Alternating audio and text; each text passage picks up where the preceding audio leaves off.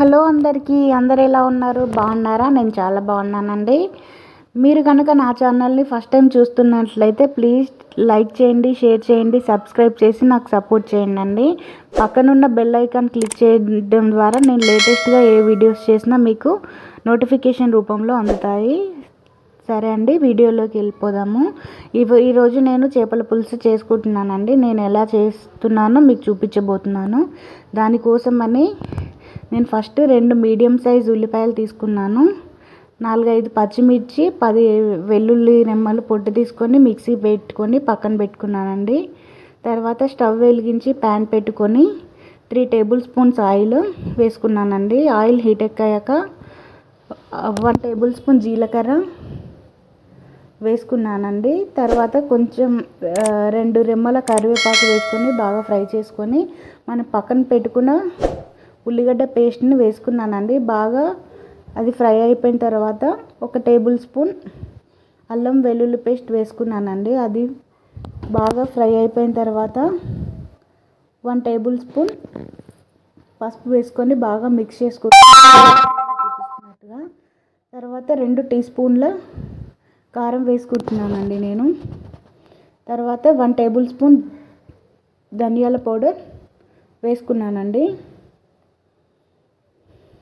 తర్వాత ఇవి బాగా కలిపి మిక్స్ చేసుకోవాలి.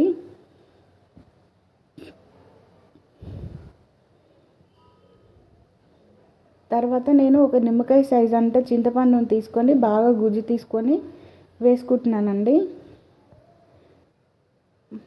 తగినన్ని వాటర్ వేసుకోవాలండి. ఇక్కడ నేను ఎక్కువ వాటరే వేసుకుంటున్నానండి, ఎందుకంటే నాకు పులుసు ఉండడమే ఇష్టము. మీకు ఎంత అయితే పులుసు కావాలో మీరు అంత వేసుకోవచ్చు. తర్వాత రుచికి సరిపడా ఉప్పు వేసుకుంటున్నానండి.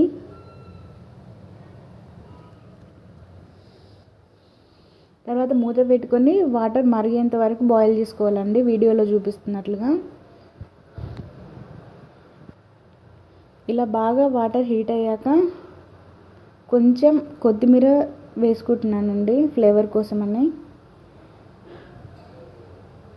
ఒకసారి కలుపుకొని మనం పక్కన నీట్గా శుభ్రం చేసి కడుక్కున్న చేపలను ఒక్కొక్కటిగా వేసుకోవాలండి.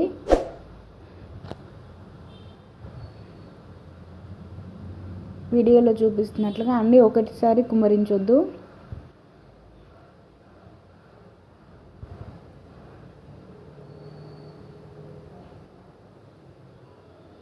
ఇలా అన్నీ వేసుకున్న తర్వాత కొంచెం లోపలికి తోయాలండి ముక్కలని. అంతా గరిటెతో తిప్పకూడదండి, తిప్పితే విరిగిపోతాయి ముక్కలు. తర్వాత మూత పెట్టుకొని ఉడికేంత వరకు లో ఫ్లేమ్లో ఉడికించుకుంటున్నానండి నేను ముక్కలని.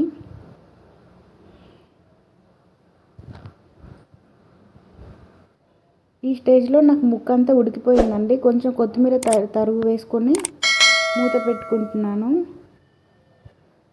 కలపాల్సి వస్తే మనం